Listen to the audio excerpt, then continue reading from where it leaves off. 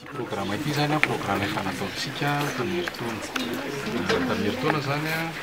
dia nisy sekoly CEG CPP telopolo a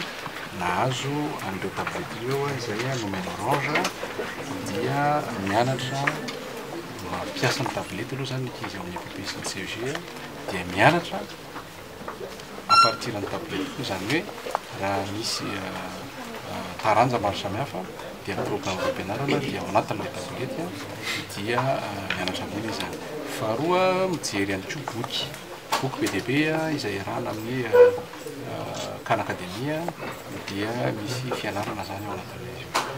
Amin'ny ankapobeny zany izay ilay fiarahana amin'ny orange dia ity faharoa ity zany zao dia hitarina amina sekoly 20 CEG ny ankabetsahana izy ireo misy EPP anankiroa na telo izay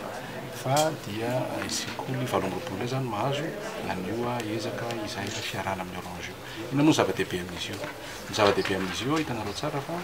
amin'izao fotoana izao eran'izao tontolo izao ny fampiasana ny teknôlôjia no anisany ahafahana mahazo ny atao hoe kalitao amin'ny fampianarana. Dia ny fampiasana an'izy io amin'izao fotoana izao zany dia hitantsika fa misy tombony be dia be ho an'ireo ankizy ary araka ny resahan'ireo tompon'andraikitra maro samihafa dia hitantsika amin'ny vokatry ny fanadinana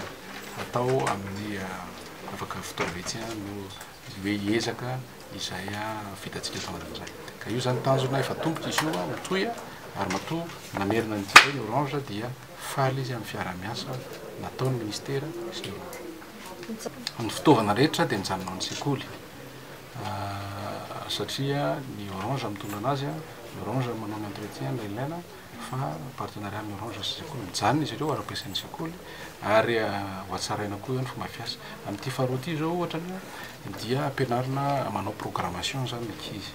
Ampianarina manao programmation hoe ahoana zany hoe matetika moa tsika mijery an'ilay tablety ireny ilay application efa hitantsika ilay fanaovana an'ilay application ireny ampianarina ny ankizy amin'ny alalan'ny ity programme faharoa ity eo amin'nivon'ny CEG zany hoe ny ankizy no asaina manamboatra ilay zavatra hojerevany application hojerevany ao amin'ny tablety io amin'ny alalana cours anankiray mikasika an'izay.